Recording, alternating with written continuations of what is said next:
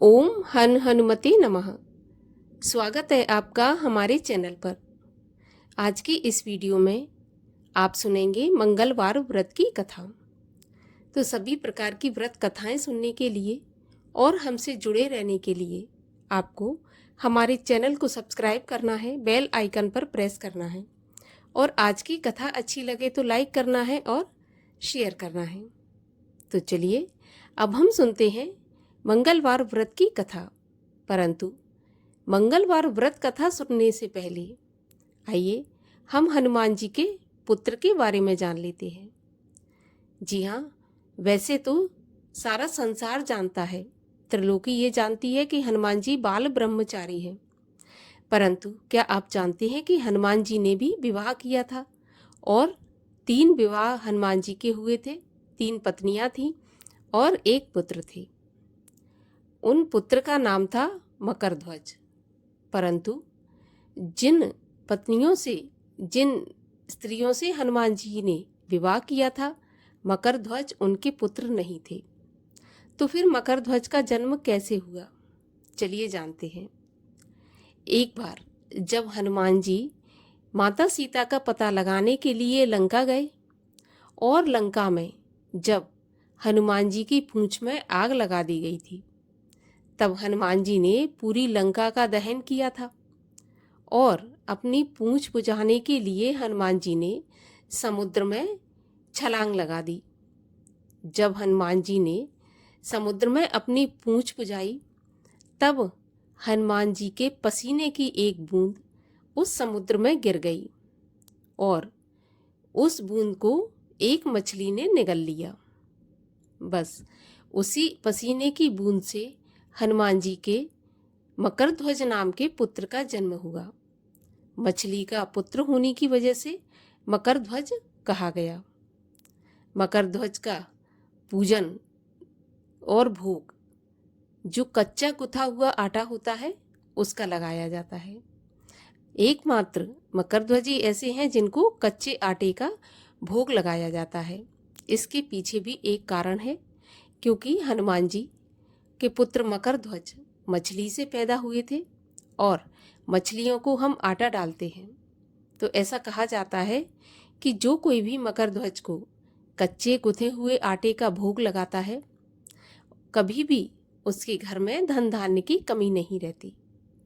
आपने देखा होगा, हमारे घरों में स्त्रियां अपनी रसोई में जब आटा गूंथती हैं तो एक साइड से थोड़ा आटा तोड़कर दूसरी साइड चिपका देती हैं। उसका यही कारण है। ये कोई साधारण चीज़ नहीं है। हनुमान जी के पुत्र मकरध्वज का भोग लगाती हैं वो उस कच्चे आटे से।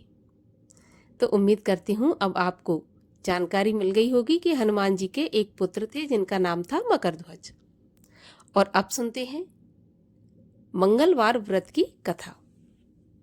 कथा के अनुसार एक ब्राह्मण पति पत्नी थे जिनके कोई संतान नहीं थी, जिसके कारण पति पत्नी बहुत दुखी थे। वह ब्राह्मण हनुमान जी की पूजा के लिए जंगल में चला गया।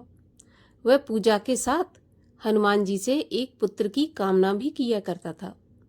घर पर उसकी पत्नी मंगलवार व्रत पुत्र की प्राप्ति के लिए किया करती थी। मंगल के दिन व्रत के अंत में भोजन बनाकर हनुमान जी को भोग लगाने के बाद स्वयं भोजन ग्रहण करती थी। एक बार कोई व्रत आ गया जिसके कारण ब्राह्मणी भोजन नहीं बना सकी। तब हनुमान जी का भोग भी नहीं लगाया। वह अपने मन में ऐसा प्रण करके सो गई कि अब तो अगले मंगलवार को हनुमान जी को भोग लगाकर तभी अन्न ग्रहण करूंगी। वह भूखी प्यासी 6 दिन तक पड़ी रही। मंगलवार के दिन उसे मूर्छा आ गई। तब हनुमान जी उसकी लगन और निष्ठा को देखकर प्रसन्न हो गए। उन्होंने उसे दर्शन दिए और कहा, मैं तुमसे अति प्रसन्न हूँ। मैं तुमको एक सुंदर बालक देता हूँ जो तुम्हारी बहुत सेवा किया करेगा। हनुमान जी मंगलवार को बाल रूप में उसको दर्शन देकर अंतर्ध्यान हो गए। सुंदर बालक पाकर ब्राह्मणी बहुत प्रसन्न हुई। ब्राह्मणी ने बालक का नाम मंगल रख दिया। कुछ समय के पश्चात ब्राह्मण जंगल से लौटकर आया। प्रसन्न चित्त सुंदर बालक घर में खेलते देखकर वह ब्राह्मण पत्नी से बोला, ये बालक कौन है? तब पत्नी ने कहा, मंगलवार के व्रत से प्रसन्न होकर हनुमान जी ने दर्शन देकर मुझे यह बालक दिया है।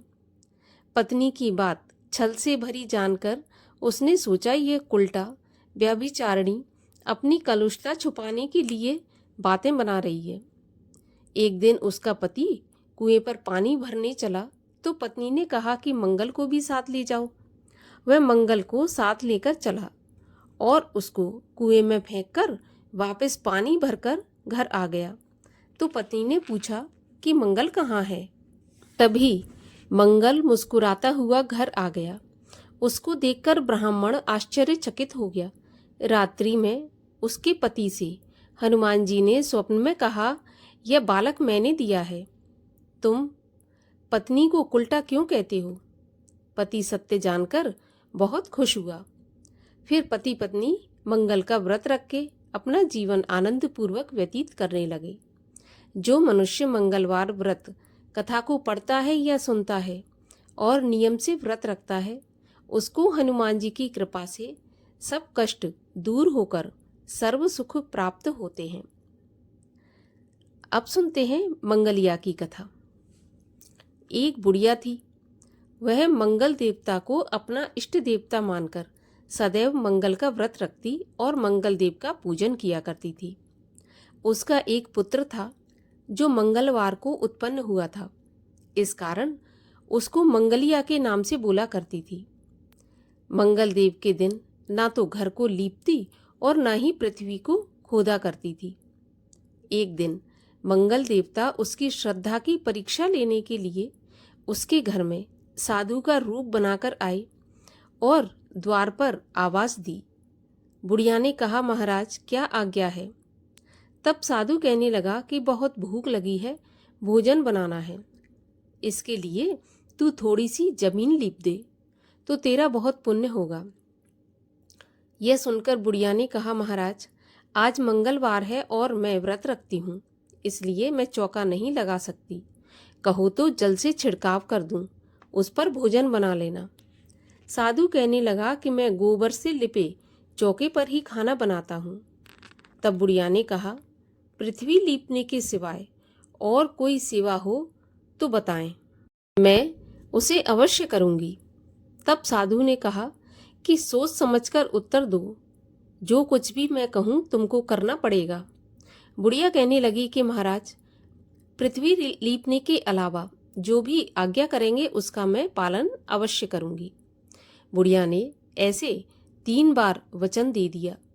तब साधु कहने लगा कि तू अपने लड़के को बुलाकर उसको औंधा लिटा दे, मैं उसकी पीठ पर भोजन बनाऊंगा।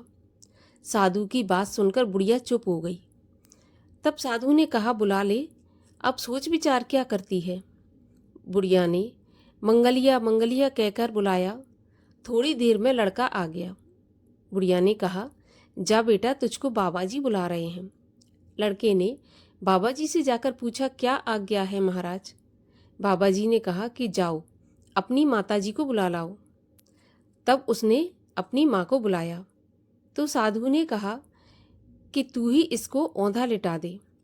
बुढ़िया ने मंगल देवता का ध्यान करते हुए लड़के को औंधा लिटा दिया और उसकी पीठ पर अंगीठी रख दी और कहने लगी कि महाराज अब जो कुछ आपको करना है वो कीजिए, मैं जाकर अपना काम करती हूँ। साधु ने लड़के की पीठ पर रखी हुई अंगीठी में आग जलाई और उस पर भोजन बनाया। जब भोजन बन गया तो साधु ने बुढ़िया से कहा कि अब अपने लड़के को बुलाओ, वह भी आकर भोजन कर ले। बुढ़िया कहने लगी, यह कैसे आश्चर्य की बात है कि उसकी पीठ पर आपने आग जलाई और उसी को प्रसाद के लिए बुलाते हैं। क्या यह संभव है? क्या अब भी आपको ऐसा लगता है कि वो जीवित है? आप कृपा करके उसका ध्यान मुझे मत दिलाइए और भोग लगाकर आप यहाँ से चले जाइए। साधु के अत्यंत आग्रह करने पर बुढ़िया ने जैसे ही मंगलिया कहकर आवाज लगाई, वैसे ही एक ओर से दौड़ता हुआ वह आ गया। साधु ने लड़के को प्रसाद दिया और कहा कि माई, तेरा व्रत सफल हो गया, तेरे हृदय में दया है और अपने इष्ट में अटल विश्वास है, श्रद्धा है, इसके कारण तुमको कभी कोई कष्ट नहीं पहुंचेगा। इतना कहकर मंगल देव अंतर ध्यान हो गए। हनुमान जी की आरती। आरती कीजय हनुमान लला की, दुष्ट दलन रघुनाथ कला की। जाके बल से गिरवर कांपे, रोग दोष जाके निकट न झाके। अंजनी पुत्र महाबलदाई, संतन के प्रभु सदा सहाई। दैबीरा रघुनाथ पठाए, लंका जार सिया सुधिलाए। लंका सुकोट समुद्र सिखाई, जात पवन सुत बार न लाई। लंका जार असुर संघारे, सिया राम जी के काज सवारे। लक्ष्मण मूर्छित पड़े सकारे, लाए सजीवन प्राण उबारे। बैठे पताल जोर जमकारे, अहि रावण की भुजा उखारे।